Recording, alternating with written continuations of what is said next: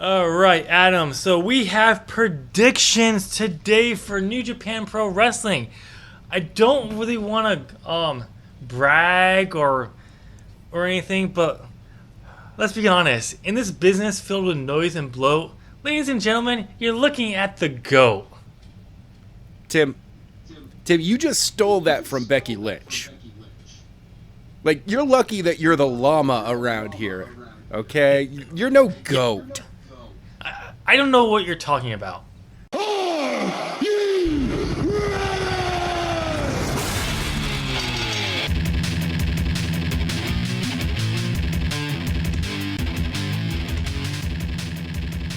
Ladies and gentlemen, welcome.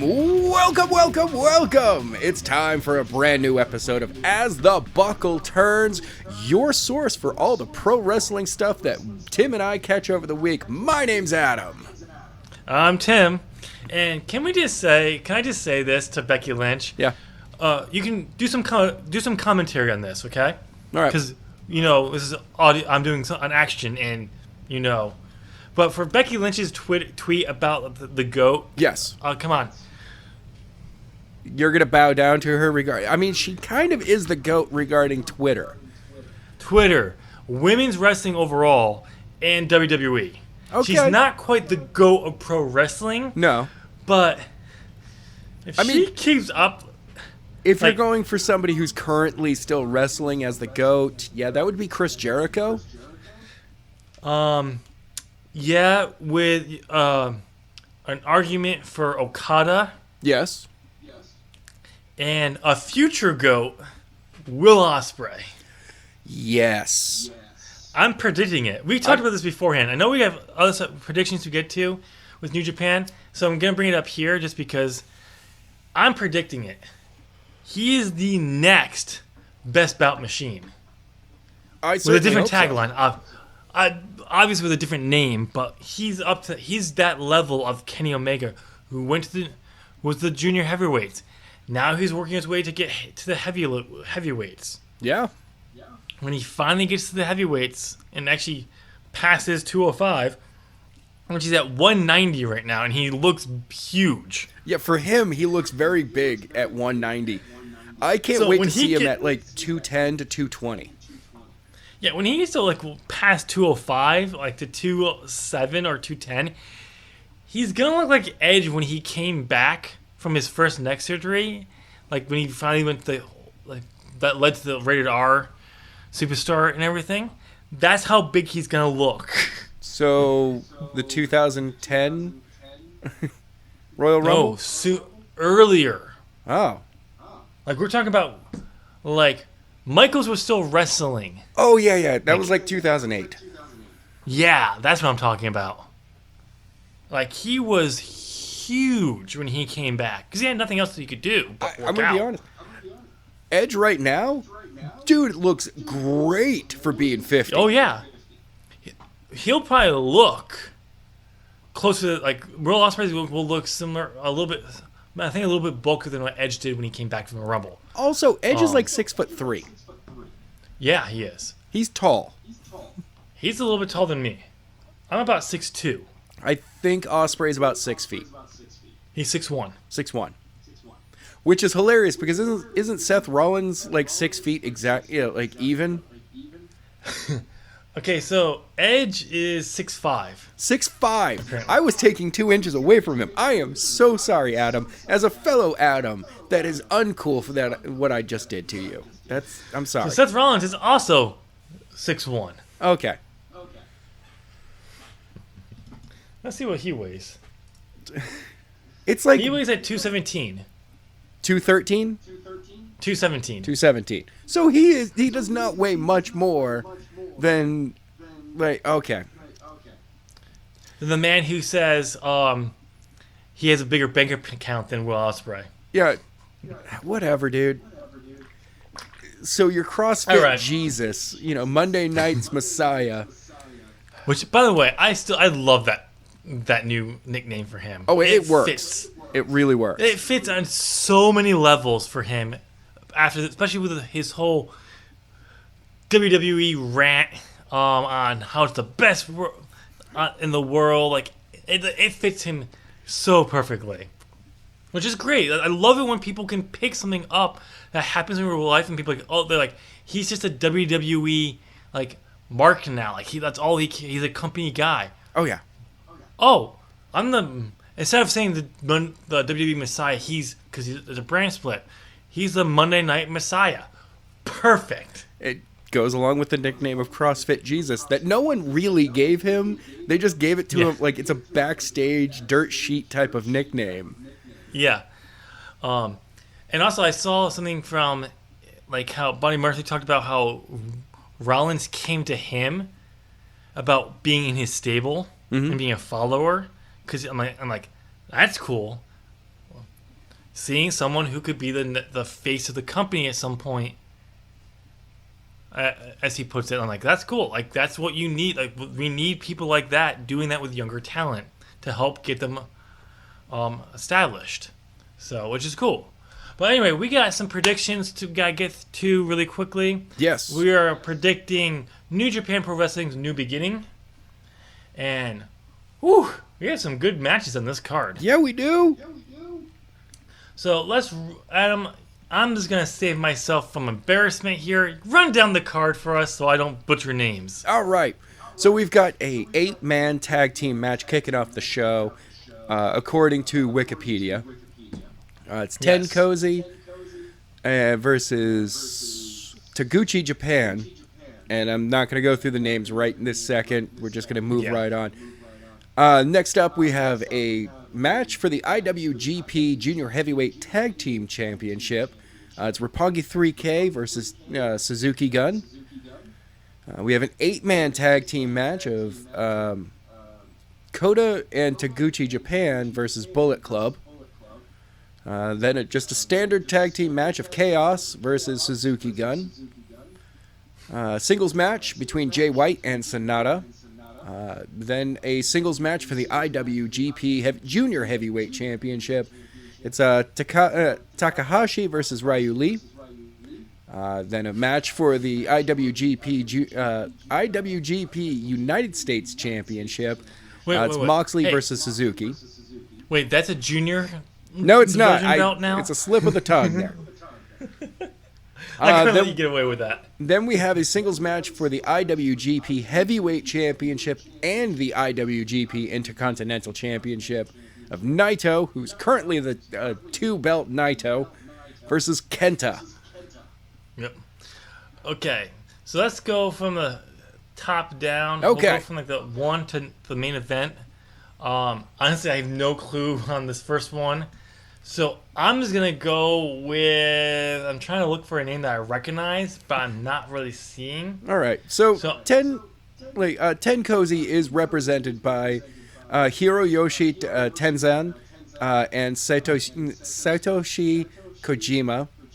Also on the team is Yuji Nagata and Manabu Nakanishi versus Taguchi Japan. It's Tomoaki Honma, Togi Makabe, Toa Henari, and Ryusuke Taguchi. Once again, if I've butchered any one of these gentlemen's names, please, I'm so sorry. Take it easy on me. But you may have butchered those names. I would have absolutely 100% not butchered, nuked those names into like offensively on accident. Ooh, okay. Well, like I'm glad that I'm not sorry. doing Like, that. I want to say practice, but I'm not. I'm not gonna try. Not on a recording element am I gonna try. Maybe one day, but I'm just gonna throw it out here. Going with Touchy Japan is my prediction. Okay. All right. Well, I'm going to think take Ten Cozy could win, but I was thinking that, but I'm just going to go Ten Cozy. Oh, by the way, we got to put the stakes here. We didn't level what the stakes are for this prediction. Wait, there's stakes? Yeah. I'm on a 3-match win streak. If I win here, I broke our tradition that over the summer where no one got more than 3 victories outside my 5 streak complete. And that's kind of, and that 5-win streak was a draw in the middle. Yeah. And yes, there's 2 draws in the middle of this win streak, but still, no one's ever, even with a draw, there's no one has ever gone over 3 outside of that 5. So if I win, I'll have 4 victories in a row, because draws don't don't stop a victory, a streak. Okay. Though was thinking about it the other day. If you get 2 to 3 draws in a row, that stops a streak. That's just too many draws in a row. So who are you taking again? I'm taking Tachi Japan. Okay. Kuchi Japan. Yeah. How do you say that? Kaduchi. Wow. Yeah. That one. Taguchi. TJ. I'm picking. Okay. You're picking TJ. All right. I'm going to take the 10 cozy then. Okay. I have that down here. All right. Adam. So for the IWGP Junior Heavyweight Tag Team Championships, who do you have? You know what? I'm going to take Roppongi 3K retaining their championship. I fucking hate you. I know you do. Did they just win that, by the way? I don't remember. Can you look that up to see if they retained or won it at Wrestle Kingdom? Okay. I can't remember that. What am I? Oh, I actually still have this still up. Let's go.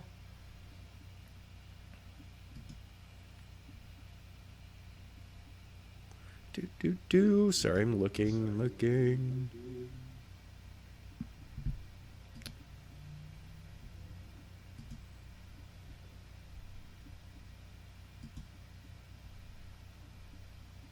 Now is night 2.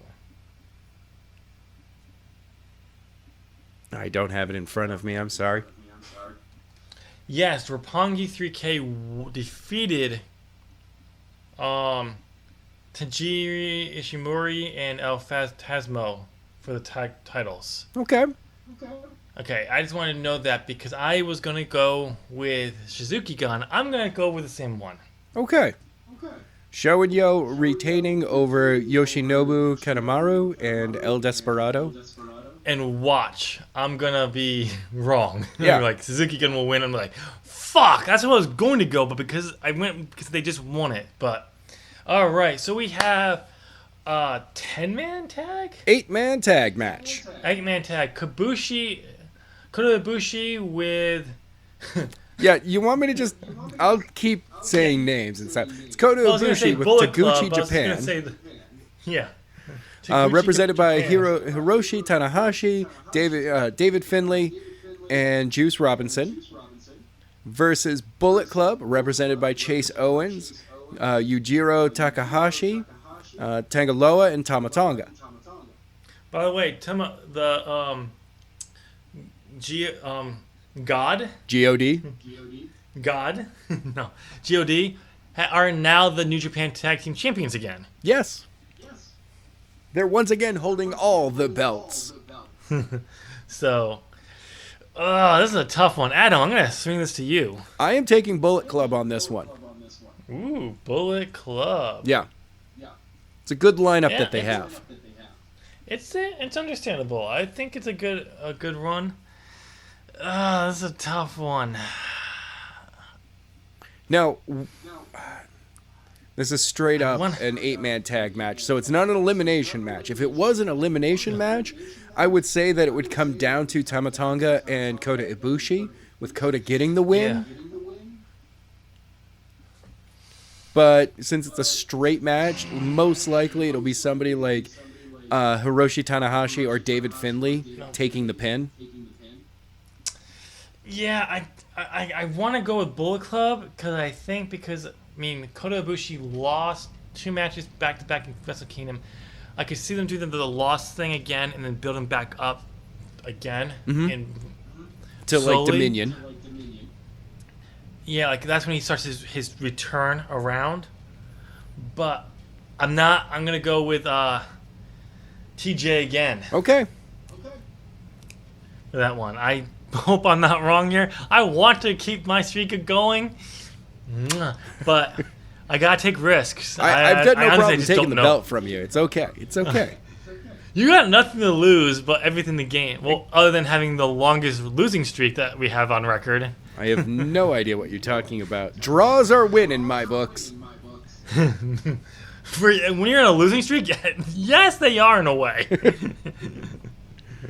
But, okay, so we have Chaos, Okada and Will Ospreay versus Suzuki Gun, Tachi, and Zack Sabre Jr. in a tag match.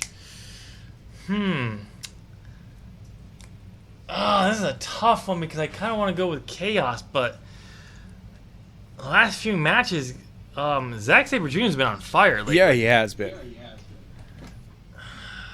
But I'm gonna throw this to you, man. Oh, for crying out loud! Really? You're gonna make me be the? I'll go the next one. I'll do the next two back to back, but. Oh. Yeah, this is a tough one.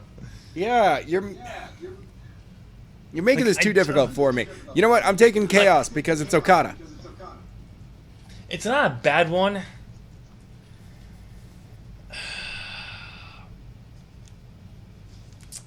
I want to, but I'm just gonna go with Suzuki Gun. I'm almost positive I'm wrong on it. Yeah.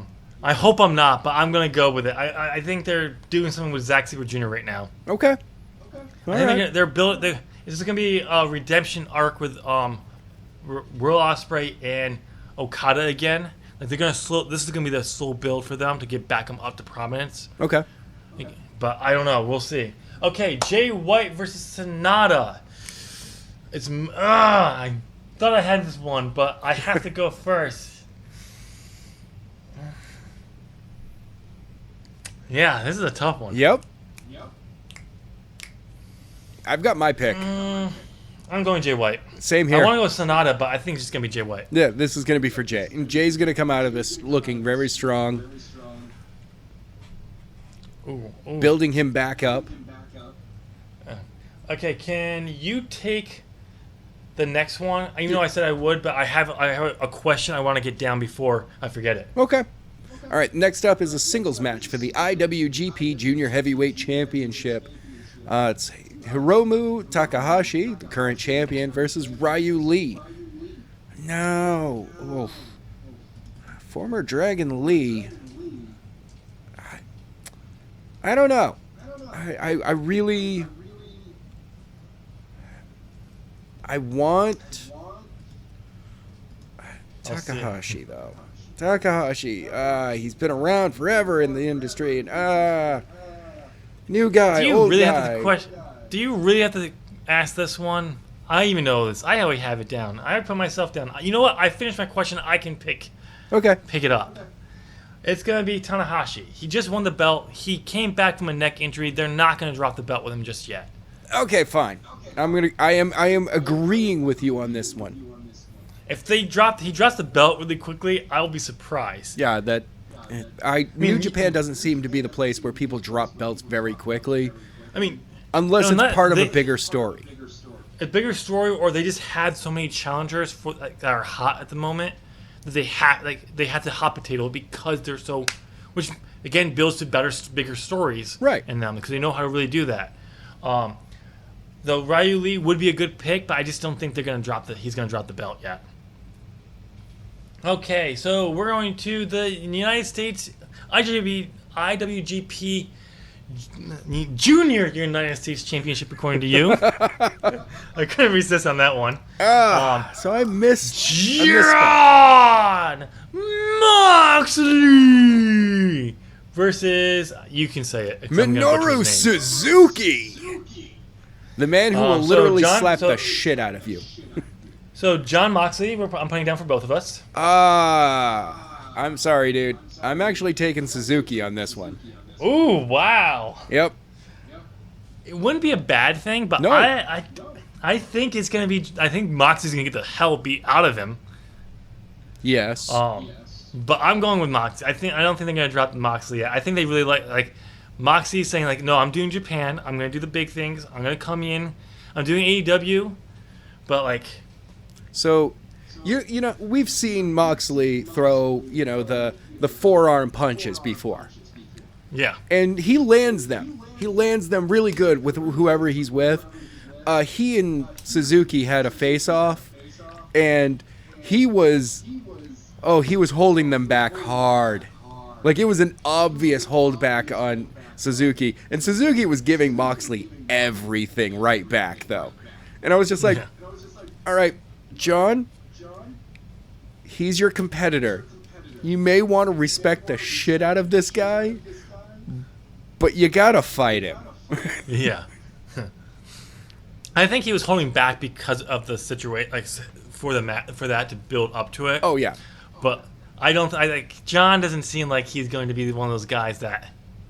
No, when it comes to the match, throws he's gonna hold back. Shane McMahon punch. Yeah, no, he'll throw out. Like, you still haven't watched Wrestle Kingdom, have you? Maybe not. Okay, if you have to watch at this time, one I can match, neither confirm nor deny the rumors of my watching of Wrestle Kingdom 14. Okay, if you watch one match, watch John Moxley's United States title match. Okay. Because that will tell you, like, well, he may have held back in their confrontation. He's not going to fucking hold back in this matchup. All right. So our main event is Tetsuya Naito versus Kenta for both belts, the IWGP Heavyweight Championship and Intercontinental Championship. Now, here's something that I found interesting. Yes. I'm going to read it right from New Japan's website for the card on their website for this.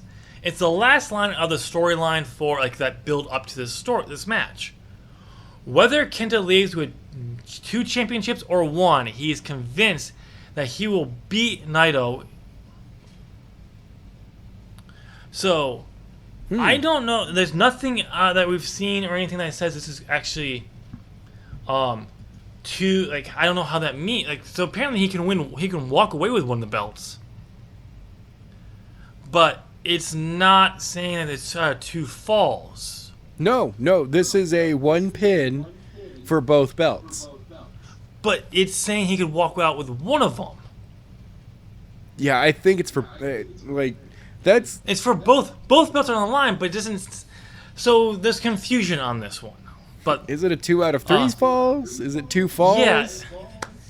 It'll be interesting to see what they do with this, because I do find that very interesting, because eventually they're going to want to separate these belts from each other. Well, yeah. So they gotta have a way that they can do that. No, if this was WWE, they would separate them immediately. Yes. I don't think they're gonna do that. So either Kenta's gonna win it, or he's not, and I don't think he is. I'm going with Tetsuya Naito.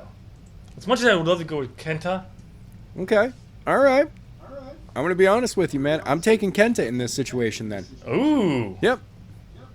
I hope I'm wrong on this one, honestly. I like Naito, but Kenta has had new life since he came to New Japan. And but here's the thing. This is the reason why I'm going with Naito. This is Kenta's first shot at the IWGP Heavyweight Championship. Kota Ibushi's first shot at the IWGP Heavyweight Championship. They like you to lose your first shot at the belt, generally. That's true. Unless you're Jay White, when they kind of had to rush that because they wanted a foreigner to be the champion and be a heel. But so I can absolutely see. I could see them pointing at the belt, but Naito's just so over with the Japanese fans as well. I just don't see them doing that yet. But we'll see. All right, so here's my question. And it's not a question. Okay. We're going to do something different for this one. Because I don't have any questions for this, for New Japan. Okay. Other than the obvious one that could just end up in a draw anyway. So here's what we're going to do. Adam, out of all your picks, which one do you think you could be wrong on? Kenta. So here's the thing. The question is, you get to pick one match where you get to pick both challenges. Kenta. So basically, So I will choose both Kenta and Naito on that one.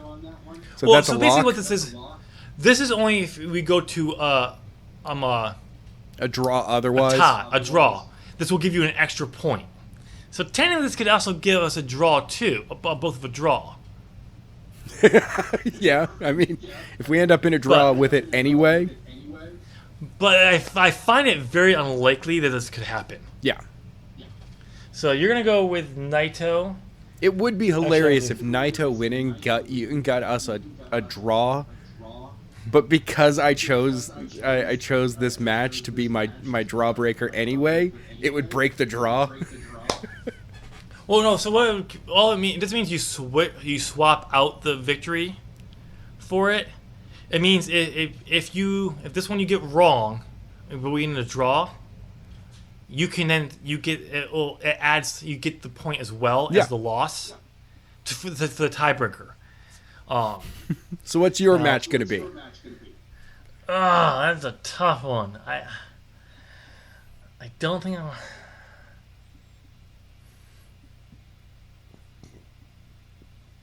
Mine's Chaos in Suzuki Gun. Okay. All right. So instead of putting down the name of you picked, I'm putting the match down for the Switch.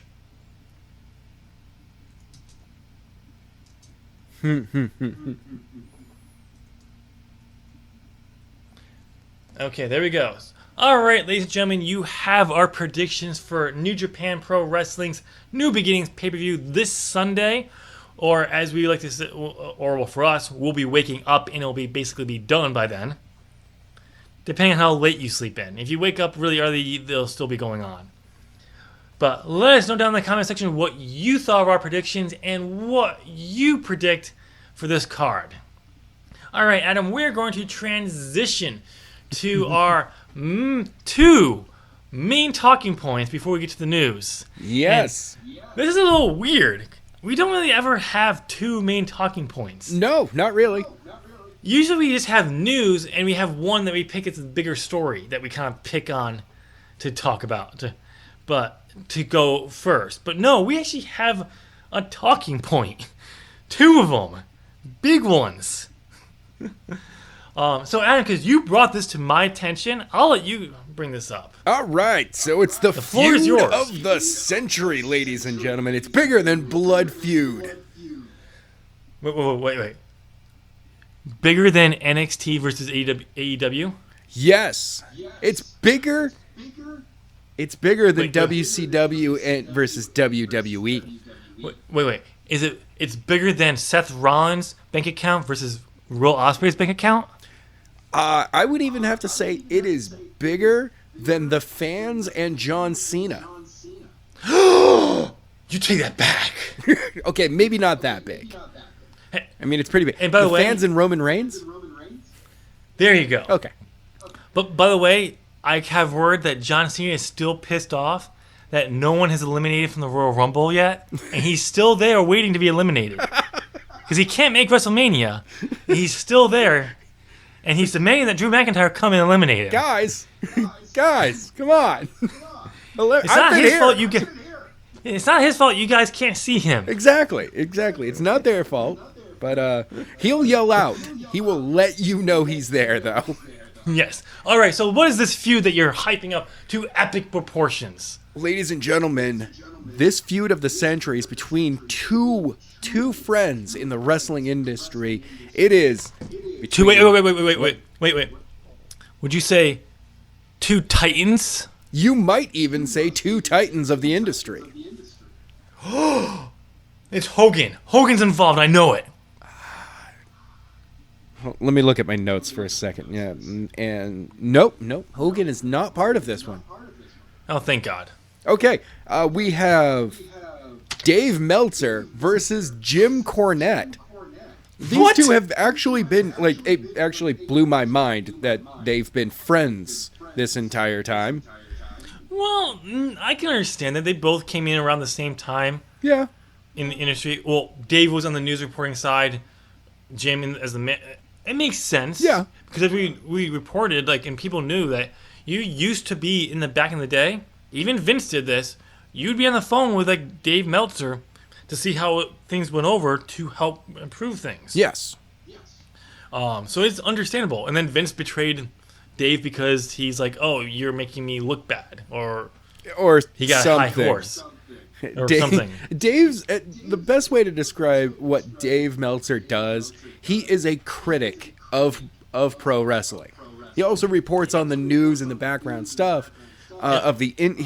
Basically he is your industry, like an industry guy for Hollywood. Well, yeah. I mean, his whole thing is he's a journalist for pro wrestling. Yeah, that's his thing. And like a good journalist, he's not bought off by his friendships or money or anything. Like, if there's news, he's going to report on it. Yeah, and he takes credibility. And when he is wrong, he will say that he's wrong. Oh yeah, and he'll take back his comments. No, it depends. If it's his opinion, he's just like, that's my opinion, though.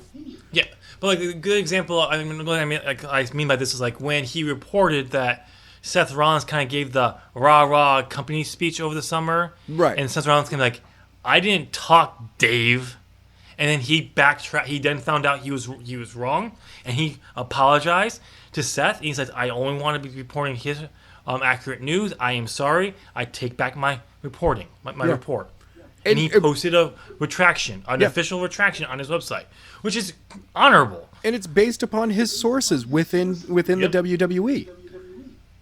And depending on the source you get it from at different levels and all that, it could be wrong. And there has been reports lately, and especially over the summer, that WWE was trying to make fun of the dirt sheets by leaking false information. Yeah. So they could correct them and say, "See, you guys don't know what you're talking about." Yeah. Anyway, back to your story. But this throwdown is between Dave Meltzer and Jim Cornette, who are actually friends. And it all comes down to the fact that Dave Meltzer is a bit of a Kenny Omega fan. At the same time, Dave Meltzer's reason for liking and praising Kenny Omega is hard data. It's the fact that Kenny Omega, as the draw, holds the tickets, the gate record for the Cow Palace. Double or Nothing, All In. He headlined those shows, or was a headliner for those shows, and those shows had massive draw. But not even that, but for All Out. Yeah. He's the reason why the All Out happened, in a sense. Yeah. Because he simply said, someone asked him a question if Ring of Honor could sell out a 10,000 seat arena, and he said, "Not anytime soon." And Cody said, "Challenge accepted." Oh, yeah. Dave was the reason for All In happening, and then for basically AEW even kind of becoming a thing. In a sense, yes. I mean, I say I give credit to there, but I mean, Cody said that they were working on it already behind the scenes. That just kind of made it to say, oh, now we have to do it. It kind of secured that they were going to be doing it probably sooner than later, which then led to AEW. Yeah. So Cornette fired a slew of tweets. So I got this from. Okay, hold on 1 second. Yeah. You read the tweet. Read Cornette's tweets. I have to read Dave's responses. Okay. I want to read those. This I got from AroundTheMat.com, which they got their information from Ringside News. I actually have it from Ringside News. Okay. The ones. Okay. So technically, Meltzer is the one who kicks it off. I'm going to be honest with you, man. So what did he kick it off with? It's no, actually it doesn't. Anyway, Cornette fired off at him. Now this was in response to Dave Meltzer's tweet of it's out of touch nonsense. Omega holds the gate record at the Cow Palace. Double or Nothing and All Out had gigantic ticket sales demands and immediate sellouts, and he headlined all three. Clinging to the idea that he can't draw in the U.S. is something invalidated a long time ago. And Cornette fired back. Dave, I've been sick all week, so fuck it. You call this Harpo Marx motherfucker a goddamn genius at match layout? Better than Flair, Steamboat? Blah fucking blah. He wrestled sex dolls and kids. He's a phony, clown, an embarrassment. Fuck him. Quit swinging on his dick, or fuck you. Fuck. Oh. Okay. Then he continued, didn't he? Yep. It's a goddamn embarrassment to me. I've told people for years you're a smart guy about wrestling, and now you got these phony play wrestlers so far up your ass that you're making an idiot out of both of us. If kids playing video games in the ring is what wrestling is, let it die.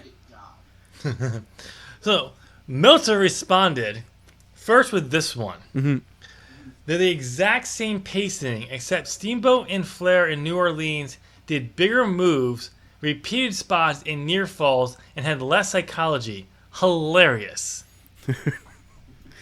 To which Cornette replies, neither Flair nor Steamboat ever wrestled a sex doll in front of people, nor continued to make a joke out of the business 15 years later. I'd get banned off here for saying what I wish would happen to Harpo and the rest of his ilk, but you know how I feel, so imagine it. Fuck all of y'all. Notice how he doesn't actually come back and refute Dave's facts. Nope, not at all. It's all Cornette's feelings.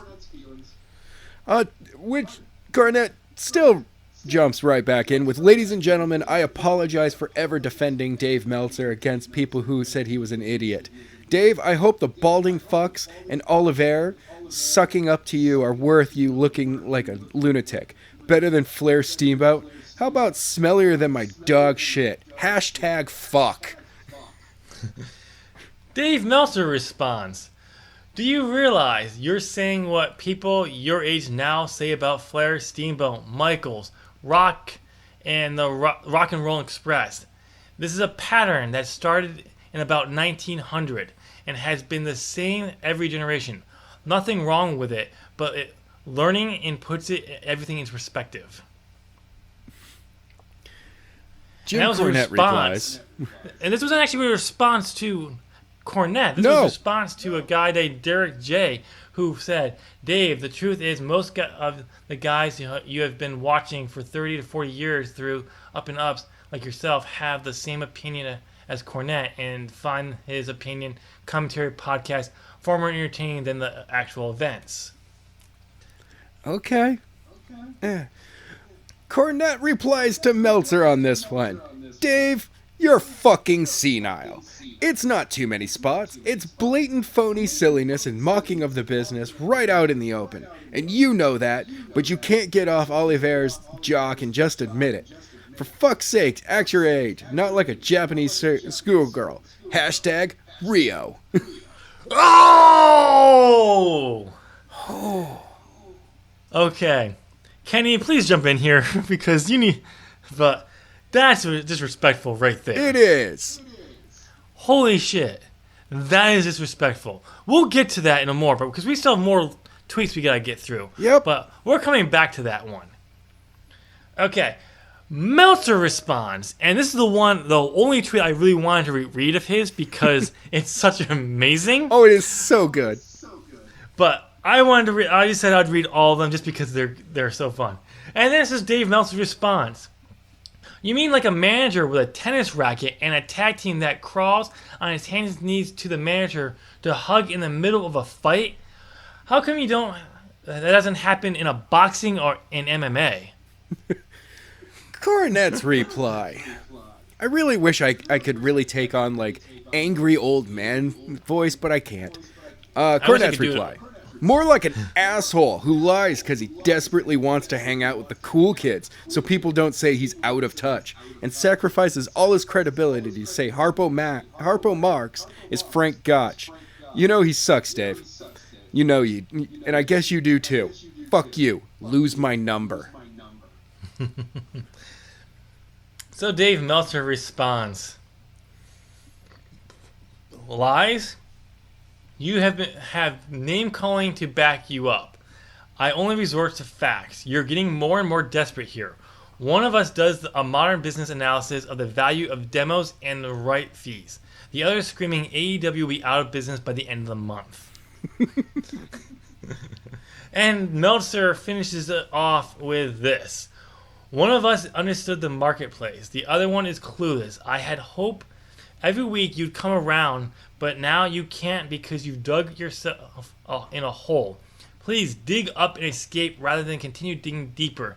You have a lot to offer, and your hatred is throwing it away. Mic drop. Meltzer was the bigger man here. Mic drop was the one before that. Yes. Actually, the mic drop was the one about the manager thing. But the second mic drop, he had to pick it back up to say the whole lies and facts, like we pointed out already. But Yeah. Meltzer points it out. Nothing Cornette says after Meltzer responds, and not even to Jim, to someone else. Yeah. Is all name calling because he cannot refute it. No. I mean, I haven't seen the match that he's talking about with Flair and Steamboat in Orleans, but if I'm going to take a word for someone that it's true, I'm going to take Dave Meltzer because the guy's watched more wrestling than anyone on the fucking planet. There's probably someone, but they're still watching all of wrestling all the time, so they have nothing else to do. They can't talk about it or tweet about it because they're just stuck in front of a monitor watching match after match after match. Yeah, I don't know, because Dave Meltzer, he goes out to get the matches that aren't broadcast. That's true. Like the Pro Wrestling Guerrilla, he gets his hands on those matches, and he's either there or he gets his hands on them quickly. Yeah, because that's what he is. He's been doing this for decades. Every match he gets his hands on and just watches it, and he dissects it in a way that, like, it's kind of impressive how fast he can do it too. There's so much wrestling content out there. Oh yeah. Now, so, like, I want to make it very clear because it can kind of sound like that we're defending Dave Meltzer can do no wrong. No, he can. He totally he can do can. wrong. He's made comments about women not. His whole point was about, like, women not. He didn't want to see women have to feel like they had to get breast implants to feel like they have a place in wrestling. Yeah. And the way he stated things did not come out that way. They came out kind of sexist, and he did apologize for him. So he can fail. But let's look at the facts here. Meltzer is just using facts. Yes. He's not saying Steamboat and Flair was perfect. Like, Cornette is kind of implying, but not. Yeah. He's not really fully implying that. But he's just saying it's better than anything that's happened ever, apparently. Okay. Whereas Meltzer's just saying, well, here's one that they did in Orlando. This was, you don't like spots. It doesn't have any.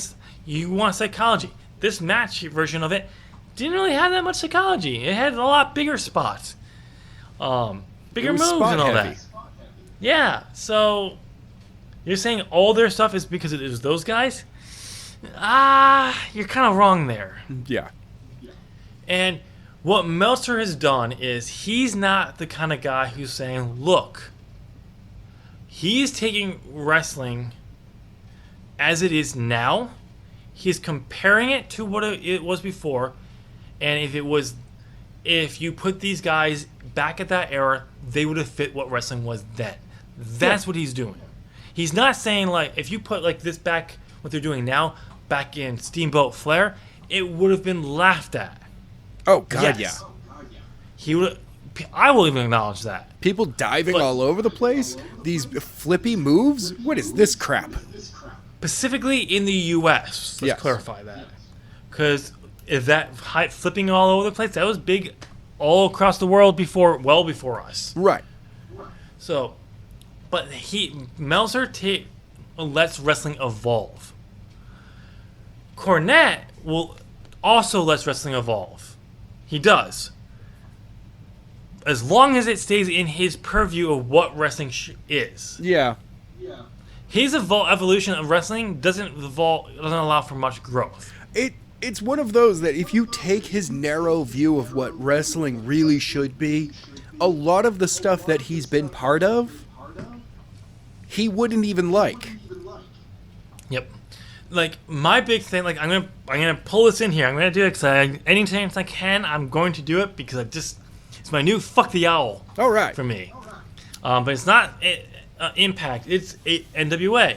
There was a reason why he went and worked for them. He loved that because it fit his narrow confines of wrestling. Yep.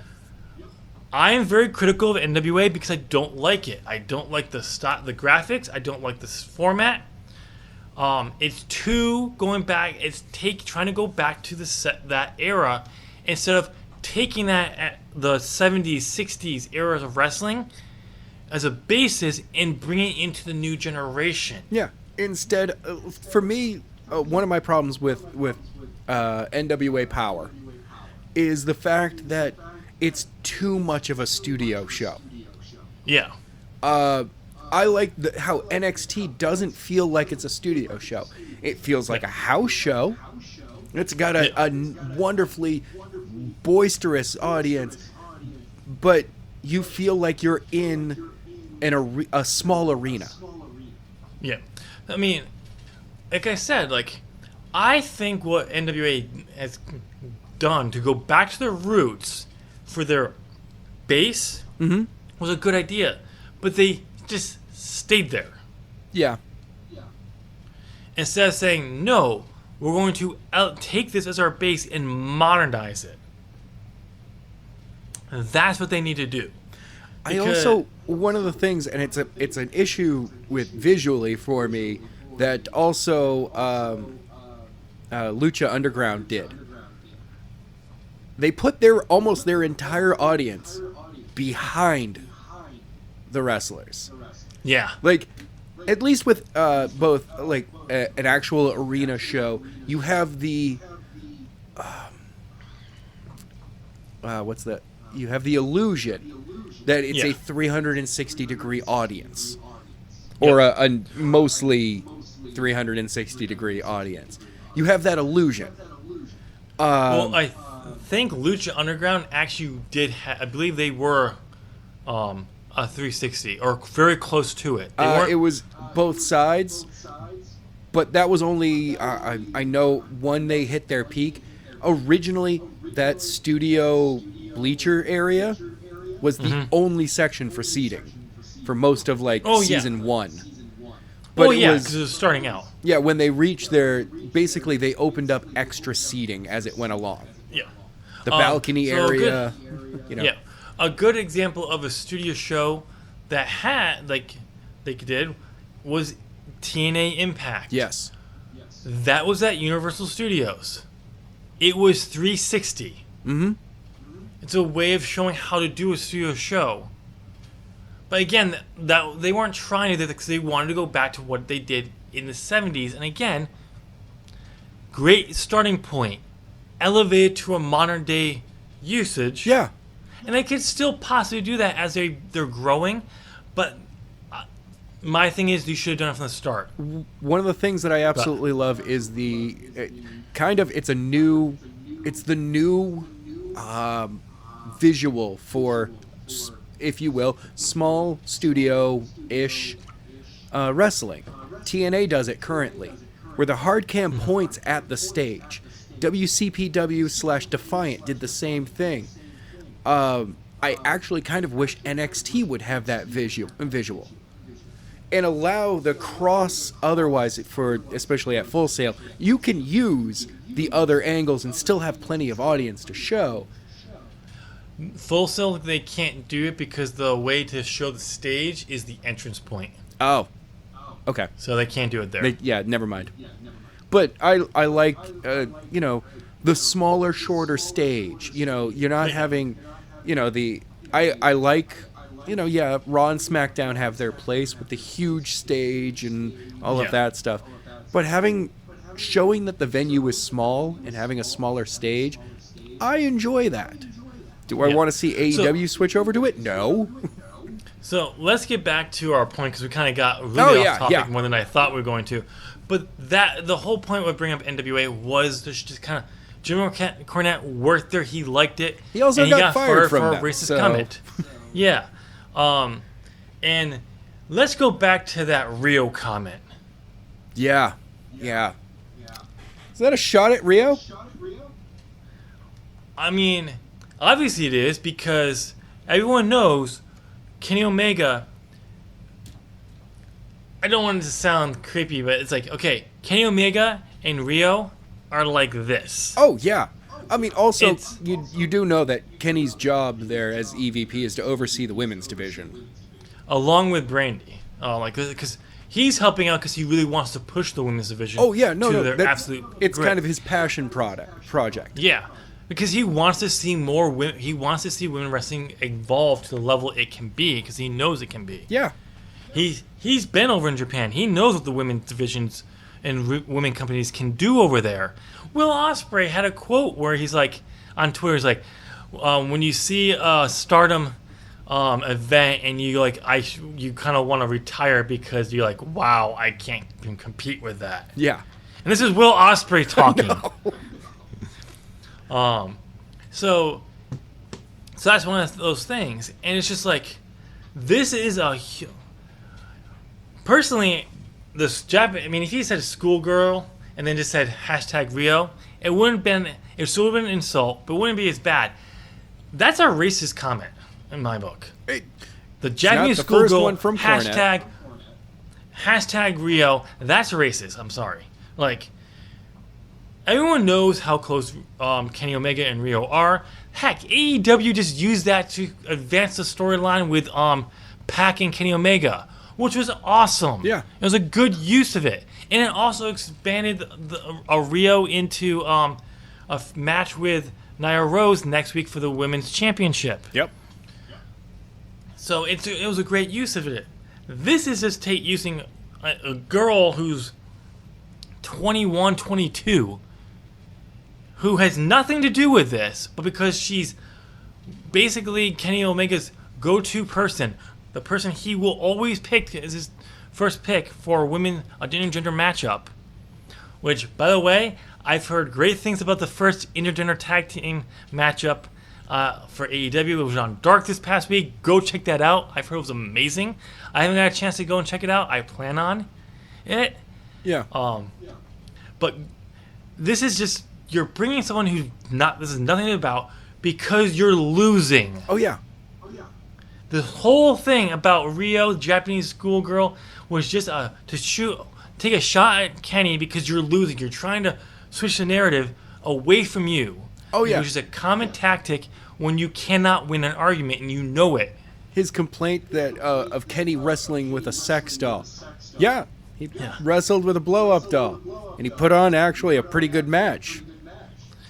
If you want to see a really good match, Cornette's complaint of him wrestling children, go find that on YouTube. You know what? I'm going to find the clip, and I'm going to send it to you, Adam, okay, so you can put it in the description down below. Because there's a clip of him, this 10-year-old girl, who he makes look like she has been wrestling for 10 years. Okay, that's awesome. That's heartwarming. It's hilarious. And yes, it's not an American thing to do. Some of the stuff he does, you would be questionable to do in America. It's over in Japan. You know what? If you understand what they're doing, it's fine. Yeah. I mean, come on. Shawn Michaels, while it was off screen, technically super kicked a kid on national television. Yeah. So why is that? No. Why is that okay and that this is not? Yeah. Another thing. This is the same Jim Cornette who has had issues with hardcore divisions or wrestling matches since day one. Yep. This is also the same guy that said that Joey Ryan was killing the industry. Okay. Just because you don't Jim, you're not in touch with the audience anymore. Plain and simple. Well, he makes it very clear in one of his second tweet that because the audience isn't with him, he wants wrestling to die because he's right that wrestling should be something different, and he's right. And if it's not with him, let it die. Fuck you, Cornette. Yeah. Fuck you. I mean, because I kind of okay. Now this is a moment where I'm gonna touch a little bit of political moment. To me, you know what? Cornette is the Rush Limbaugh of pro wrestling. He says things just to anger other people, or he totally believes it and he's off his damn rocker. I don't know which one it is anymore.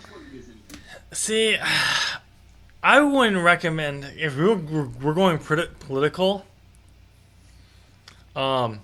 Just because for me, Rush Limbaugh has always been the dude the uncle that sits in the other room and yells about conspiracy theories and soft conspiracy theories, things that are not like, the moon landing was faked. Not that level.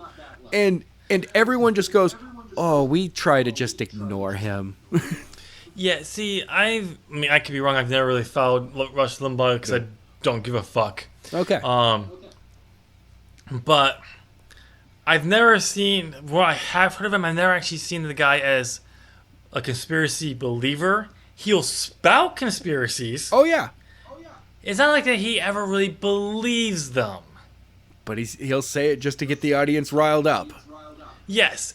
If I'm going to relate Cornette to someone, if we're getting political... Okay. I can't think of his name at the top of my head. Oh. What's the guy who spouts conspiracy on conservative radio, like, really bad? Who got banned Alex from Jones? Twitter? Yes! He's the Alex Jones. Okay, no. That's wrestling. Vince Russo, okay? No. Well, that's the thing. Vince Russo and Jim Cornette are literally on the same page, but they hate each other. Oh yeah. Like Cornette. Okay, when I said earlier that Cornette hates hardcore wrestling, he blames Vince Russo for it.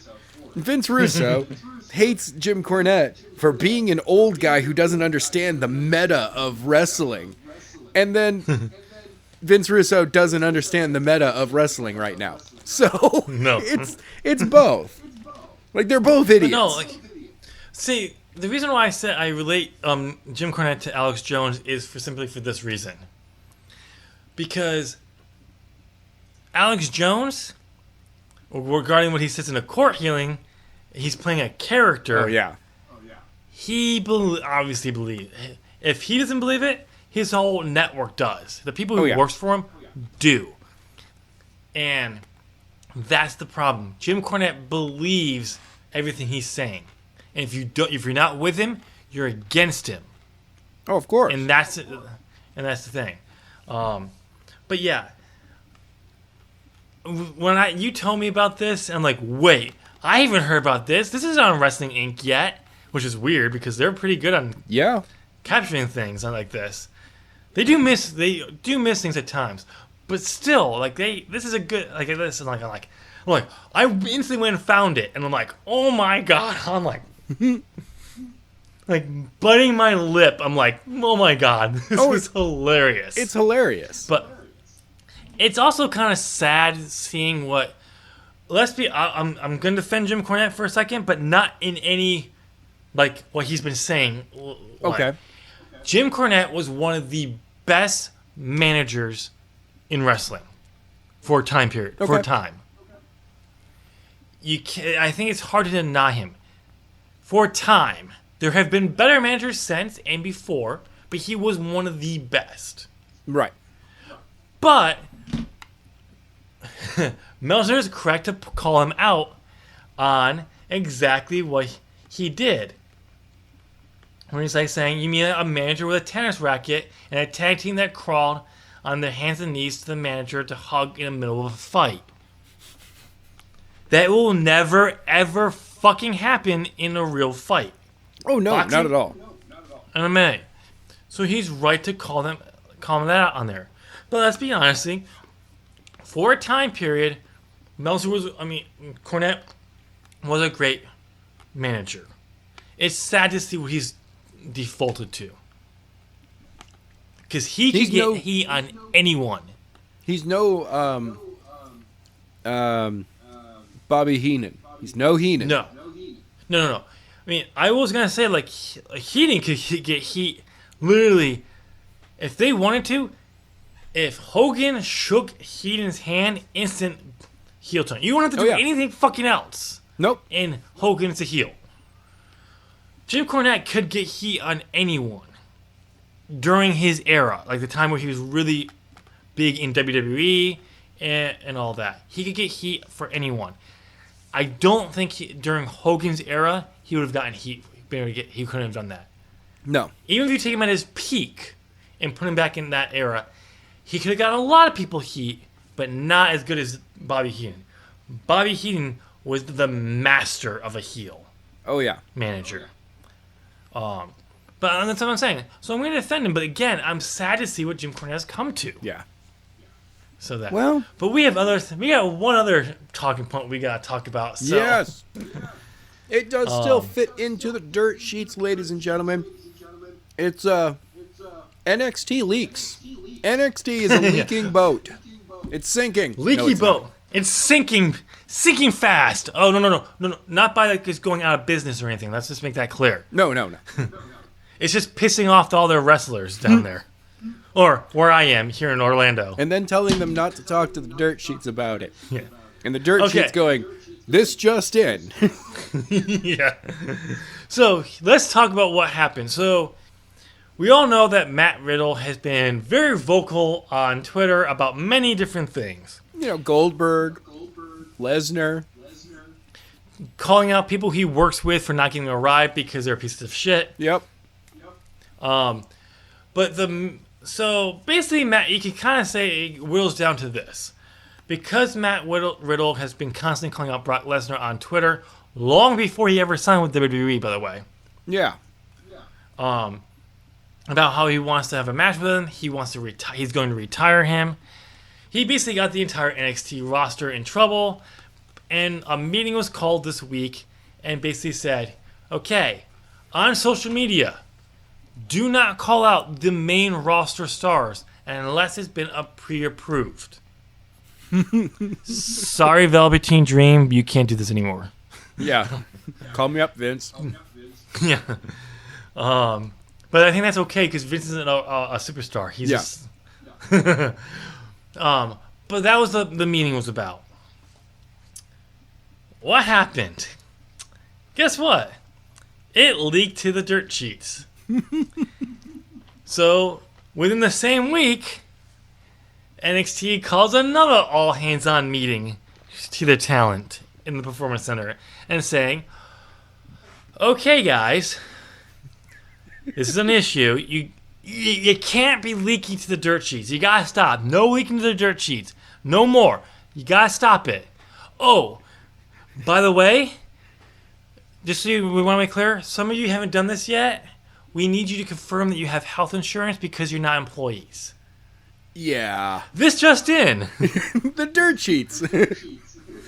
It literally leaked faster than the one before. Oh my god.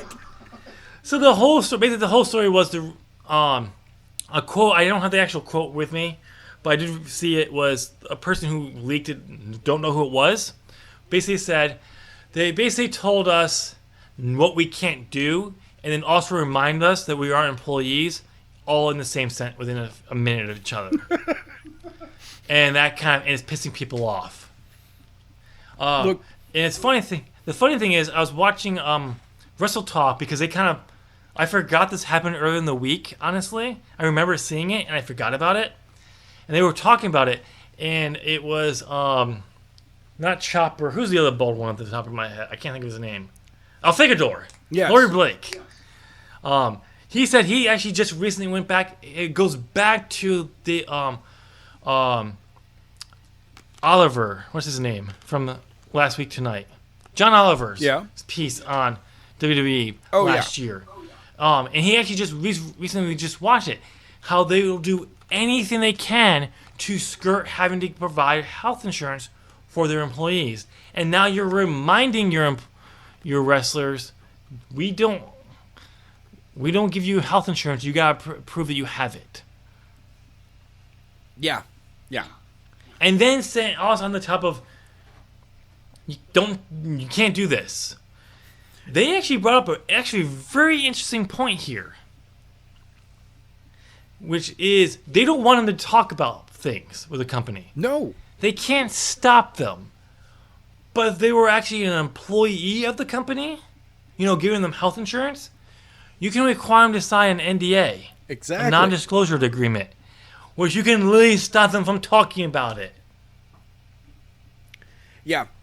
To me, you know what it reminds me of? It reminds me of that shitty boss that you would have at a job at some place that's going to have a big meeting and tell everyone that they really should be thankful that they have a job here because you're here 40 hours a week and it's not like you have anything important in your life outside of this place. Yeah. I totally have a whole bunch of things that I would rather be doing. I'm here to earn a paycheck. Not to be a story topper, but I'm going to be a story topper. Oh, story topper. I have a better example. Actually, because once you said it, I'm like, oh, I know exactly. It comes from How I Met Your Mother. There's an episode like Ted is designing the Goliath National Bank's new headquarters, and he's trying to do all these fancy things, and the cop guy's gonna like, no, you a lie. I don't want them thinking about outside. You arrive in the dark. You go home in the dark. No thinking about outside life. This reminds them of they have a life outside it. No. Wow. Basically taking the whole corporate thing to the extreme. Oh yeah. Which I guarantee there are people out there who think that exact what they want from their workers. That entire My Little Story actually happened to me at a job. The CEO of the company. Ooh, yeah. Tell me what after off Oh, radio. Yeah. Oh yeah. I want to know who that is because that's Okay. funny. But yeah. So yeah, NXT is telling them you shouldn't be leaking, which leaks even faster. Which I do find the thing. It was basically a giant middle finger to the WWE saying like "fuck you." Yeah. I'm glad I have a job here with you, but fuck you for what that you just did. Yeah, it's a douche move. It's a douche move. You know that an entertainment industry entity, there's going to be leaks about what you guys are doing. Yeah. Now, I can't say for a fact I think this will happen. I like to think of it. I don't know for a fact, but I like to think of it. That if Triple H took over, he would try to find some way, maybe if not going to give them health insurance, to find a way to do something for them. Because he understands what it's like to be on that other side. So I'd like to think of it. I can't be sure. Until he actually takes over and all that, we won't know. So hopefully he will, but I do kind of have that doubt in the back of my mind that he's been a little too much around Vince, that business side, that he would hold out. But I don't know. I like to think he would because he's been in the ring. Right. And we've seen things that he's done in the business that gives me hope.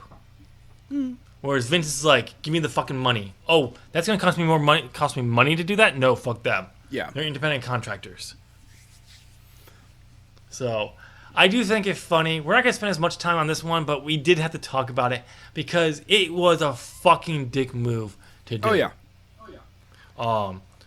Because if you really want your employees, your independent contractors, not to leak stuff to the dirt sheets, remind them in the same time you're giving them an edict that they aren't actual employees and they have to provide their own health insurance. Kind of a dick move. So, All right, we have some other stuff we gotta cover, some news. Adam, what are we going to next? We are talking about a fellow Adam. Finally, Wait. Should I be interested in this? Because you said Adam and not Tim Green. No. I don't care about other Tim. Unlike you, I don't give a fuck about other Tims. Okay. If we're not talking about me, I don't give a shit. But Well- should I care? You should care because your favorite group, Wrestle Talk, has added a new member. I'm interested. It is the king of fantasy booking himself, ladies and Wait. gentlemen. Wait. What? You're talking about Ollie Davis, right? No, there is somebody better than him. Okay. All right. As he says, folding his arms over his chest, impress me. Ladies and gentlemen, Adam Blampier has returned to the world of YouTube, and he has joined Wrestle Talk. Fuck you, Calcoholic! Yes, Okay. yes, he did a couple of years ago. He went through, he did something bad. He got himself fired, Yes. and yeah. Let's just I want to, before we get to that, really kind of cover that. When I saw this announcement, which you didn't see until today, apparently. No, I saw it. But you just okay. You Yesterday, didn't respond, day so I before. wasn't sure. But I watched it as they announced it. I'm like, I instantly copied the link, went over to Facebook, pasted it into our constant message feed that's constantly going, and just say, Wrestle Talk got one over on Cultaholic. Fuck you. And it's like, Yes, I quickly saw that at work yesterday, and I was just like, yeah, I saw it. I can't talk about it. I'm at work right now. but yeah, no, because one of and the reason I brought that up and I pointed it out to you was because one of the things you even mentioned was like you thought, because he was originally suspended by Cultaholic when it first happened. They did eventually let him go. Because we're not going to go into it because it's been a few years. He clearly has moved on. Yes. Because Wrestle Talk would not have brought him on if they didn't think he was worth to bring on. But he made a mistake. He acknowledges that mistake. Yes. And I think he even pointed out for the longest time on his own YouTube channel, he basically was just saying, yeah, I fucked up. Oh, yeah. It was like every time there was any time he did anything publicly, he's like, yep, I fucked up. Yeah. So, but you were kind of theorizing that maybe at some point they would bring him back. Yeah. And because we have there's this, I like what culture, I like not what culture, I like Wrestle Talk. You a woke culture -- now Cultaholic fan. I had to show that my team got one up on him, even though you do like Wrestle Talk. I do. But it was just but it's great to see that he's back, because when they brought him back for the Royal Rumble Fantasy Book Warfare, I only watched fully his and only part of Ali because I'm sorry, after about 40 minutes, I had better things to do. Oh, I was at work and I had all day to be able to listen to the show. So, and I went through both of them. But it was great to see. He did a very good thing, and he from the few things I remember seeing him do when he was with Woke Culture, what you forced me to watch clips of at times when because I didn't give a fuck. He was just typical Adam Blampier. Yeah. Just like, and then he does this. Straight face, like. Yep.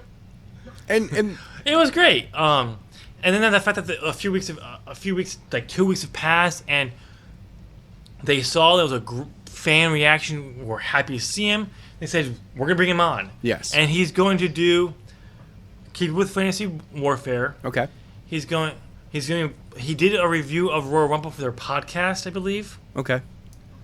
And in a typical Wrestle Talk fashion, in a typical Adam Blampier response, when they announced that they brought him out that he was going to be on there, and one of the things he's going to start doing in a mind-blowing, never been done type angle for wrestling tube. Wow. Wrestling tube is he's going to do lists. What? No way. Yeah, and the fact that the way they react is like Nobody does lists. Genius, never been done before. And Adam's just like, I'm absolutely flabbergasted over here. I can't believe it. He's just like That's straight face, like really. That list concept is going to completely change the way that the YouTube wrestling community completely. But guess what? What? There's even more. Guess what the number is going to be out of? It's a list. So, what? 50, 60, 100 things? 10. 10! How? Whew. All right. I mean, nobody does these things. Nobody in the YouTube wrestling community. Steven Larson, 10 for the win. There's nobody who has ever done 10 lists ever before. I'm going to say this. Wrestle Talk overreacted that far better than you ever did. Yes, I know. Because the way that they all react is just like, especially Ollie Davis is like, genius! Like, oh my god! Like, that's gonna revolutionize everything! And it's just like, a typical Wrestle Talk thing, and then Adam Blampied just staring at the camera and like, really? I mean, okay, it's a job.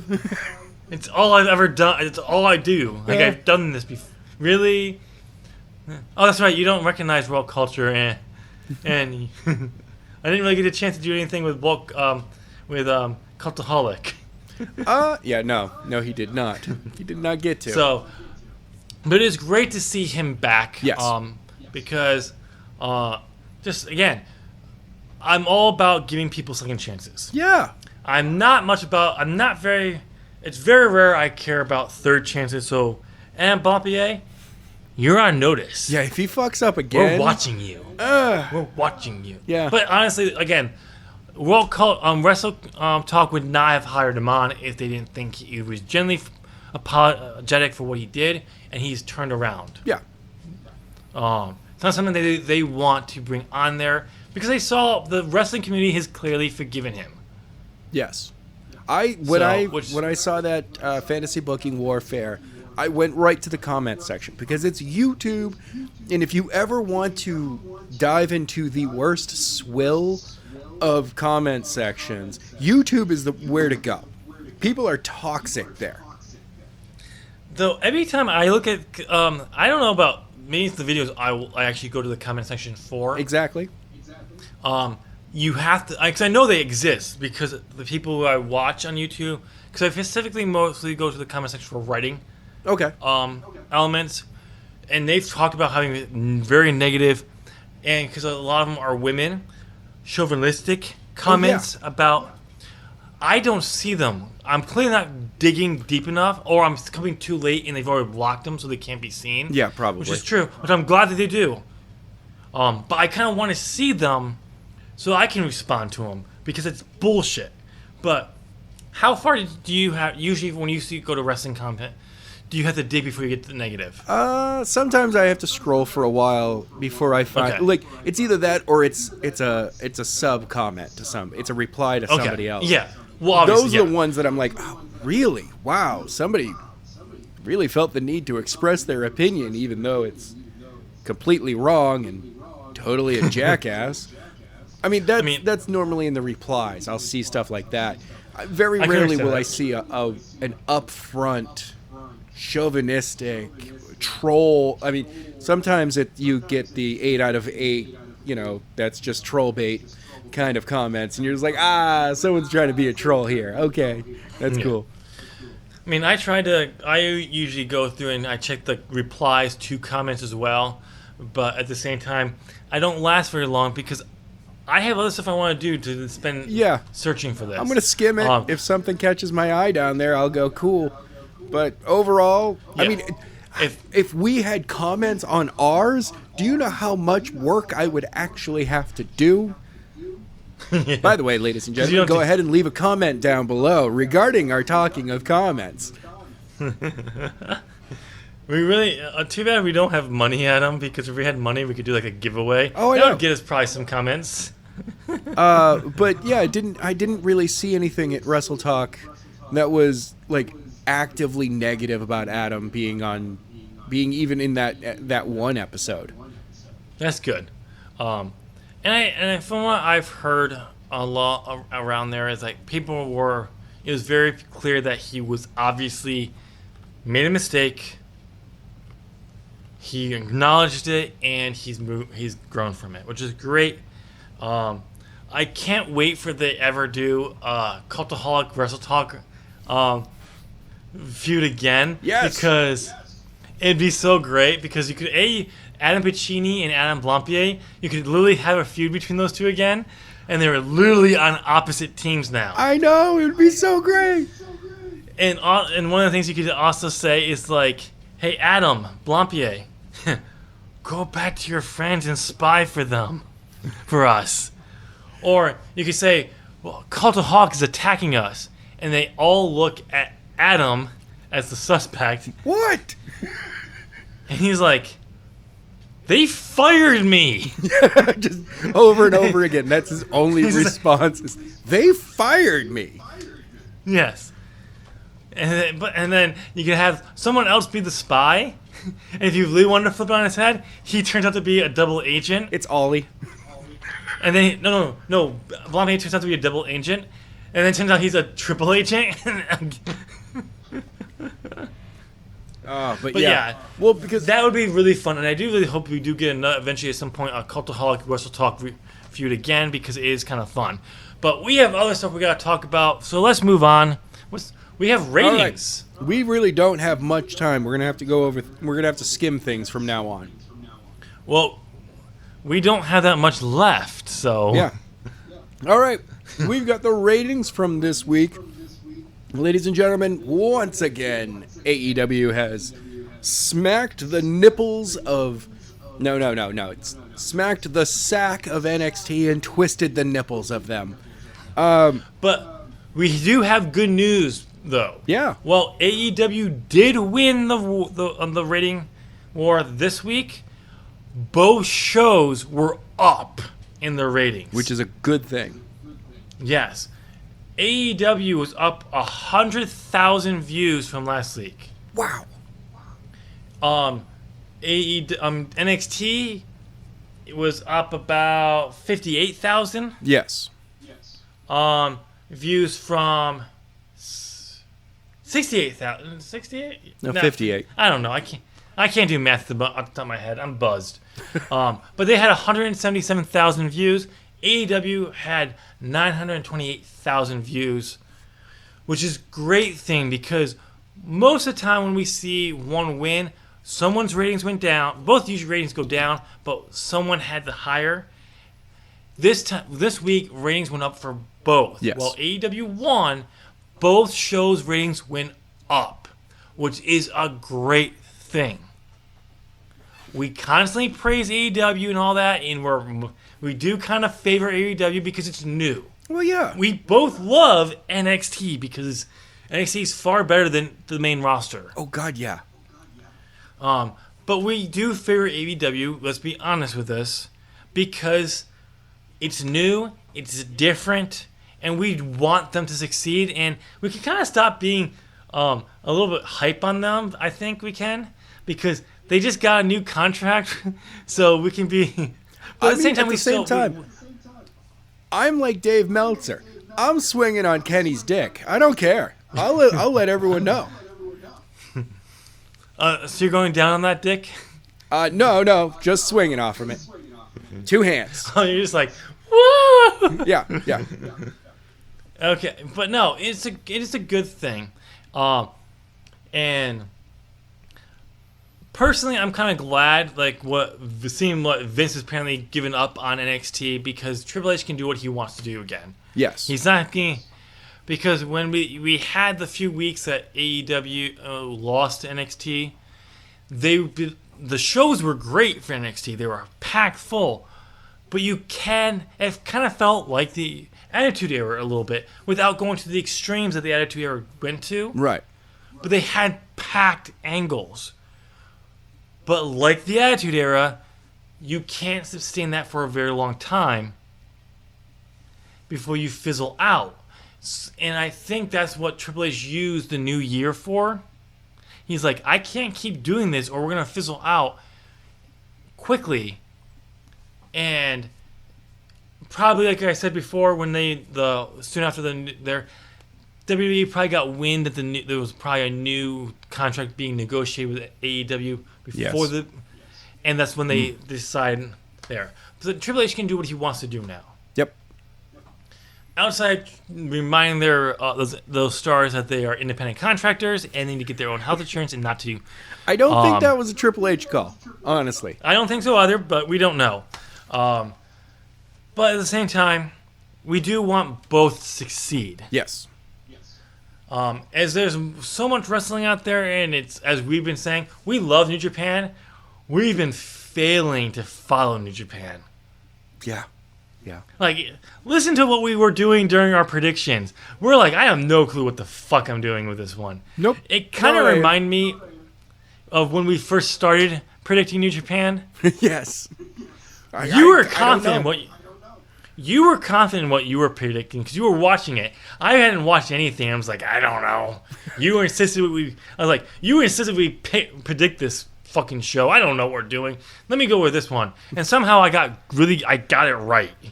Yeah, whatever on that one. But all right. But again, I do kind of feel it's good because I like having a show out there that we're just kind of like, I don't know where we can go with this. So it could be one of those breakers where it could break a streak of one of us. Hopefully not this time because I'm going to win this one and retain my championship. I'm getting it. If I'm winning going too long, keep constantly winning, or you're doing it, we have a wild card out there. Yeah. Which is good, but I do think we definitely need to get paying attention. But overall, this is a good thing. Yeah. Do I want NXT at some point in the future to beat AEW in the ratings? Absolutely. Oh yeah. I absolutely think, I hope Cody, Tony Khan, the Young Bucks, Kenny think this way too. I hope NXT will beat them in the ratings at some point. Because when you have that back and forth, you're pushing yourself to be more creative. While you have a plan, and you don't necessarily diverge from your plan, but it helps you think through, okay, how can we make this better than what we're already planning on doing? You're laughing. Yes, I am, because you have killed 6 minutes out of 8 I don't even know. that we had at the end of the show. We got time. Anyway, let's move on. All right. What's the next thing on the docket? Now I literally have to start skimming things. All right, we've got Velveteen Dream returns. Had some awesome tights. They've got Roderick Strong's wife and child on them. With his face. Yeah, with his face. Quick note on this. I actually talked to a guy who's in my cohort here at Full Sail, who worked last night. And I just asked him, did it erupt big when he came back? He's like, yeah. Like, it was huge. All right. Outside the debacle with ripping the tights off, like the element. Yeah. It was good. It was the fans were happy to see him. I do think it was the wrong time to bring him back. I think TakeOver would have been a better point, but we'll see where it goes. Though I did get some inside news on this. Oh, yes. Apparently, he has been ready to go, potentially, since December. Oh, wow. The guy I talked to, he said he's seen him around since December, so he thought they were just kind of looking for when they could bring him back in, run him back into the story. So that's why he hasn't. So take it as a grain of salt, but this is what he said because he works in the backstage. He's seen it for that. Okay. But welcome back to Velveteen Dream. It's kind of hard. Like, I feel like he was missed, but they did a very good job of filling the gap, which the main roster doesn't do. Overall, let's move on. Okay, so there's a possibility that Ciampa is injured, knee injury, after a 6-man tag match, or during the 6-man tag match. During the 6-man tag, he apparently injured his leg or knee. It's not specifically to the point where Pete Dunne had to was checking on him throughout the match after it happened. Okay. There's no word if he was just selling or if he did suffer. So we'll have to keep that in mind, so look for that. What's next on the docket? Brock Lesnar has been pitching ideas of continuing to work with R-Truth. What? Yeah. The way that I'm looking at it is maybe Brock has just probably reached a point where he's just having fun no matter what. And he's like, you know what? Working with R-Truth was fun. Let's just keep having fun. He's one of those guys he can beat up and throw around, and because he's such a different character. Oh yeah. He's like, he's fun to work with in the ring. I can have more. I can beat him up, and the fans will boo me, and it's just kind of like he's a different type of character, which is great. Seeing someone that you don't necessarily would see at his level want to work with, who basically at this point is a jobber, but a comic jobber, but WWE is still using in an interesting way. Yeah. So let's move on. All right, Killer Cross has signed with WWE and already reported to the Performance Center. Which this was kind of suspected since his girlfriend, Scarlett Beverlo. Okay, yep. I know. Signed a few months ago. So this was kind of predicted. Yeah. Even though there were a ton of rumors that he was going to AEW. There is a rumor, though, he may be in line for a push right to the main roster. Ooh. I heard. Don't know. Only time will tell. Go through it the same way that, Drew McIntyre did. Come in. I would use him on the NXT live shows. Get him used to the WWE style. Yep. And all that, and if you feel he's ready, then push him up there. Okay. For that, but only time we'll see. What else do we have in the docket? And the last thing, ladies and gentlemen, AEW seems to have written Awesome Kong off from TV.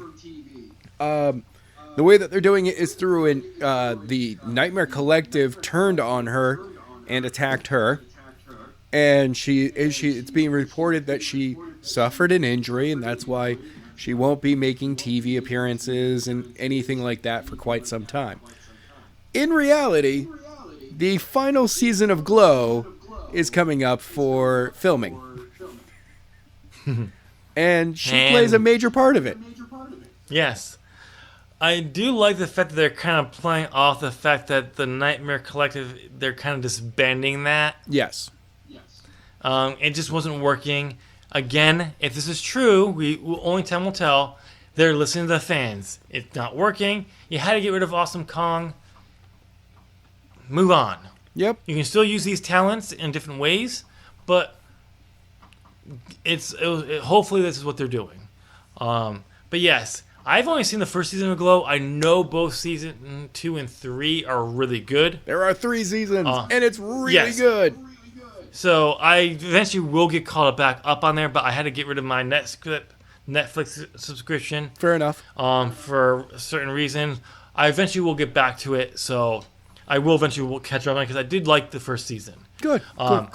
Before we close out the show, I'm just gonna end with the last thing of commenting on what we opened the show with.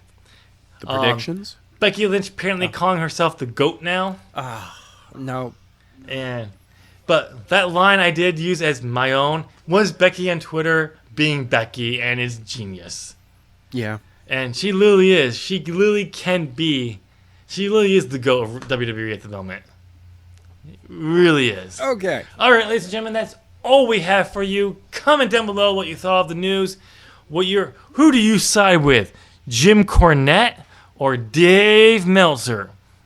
Let us know what you thought about the whole leaking of NXT being reminded that they're independent contractors, and also, oh yeah, by the way, don't do this type kind of thing. Yeah. And since you're gonna be heading down that way, go ahead and give this video a thumbs up. Yeah, made it to the end of the video. You've been listening for a very long time, so go ahead, do it. You know you want to. So Adam, how many thumbs ups do we want? How many likes do we want? I want all of the thumbs up. 10 of them. Okay. Perfect 10. If we get 10 thumbs up, Adam will dance for you. I'll dance during the next show. Yeah, that's exactly what I'll do. And don't worry, I'll record it and I'll put it up online. No, you won't. Anyway, since the thumbs up you're giving a thumbs up, hit that subscribe button. Ding! Ring that bell. Ding, ding! And get bent like WWE's attention span, apparently. Jim Cornette's attitudes towards wrestling these days?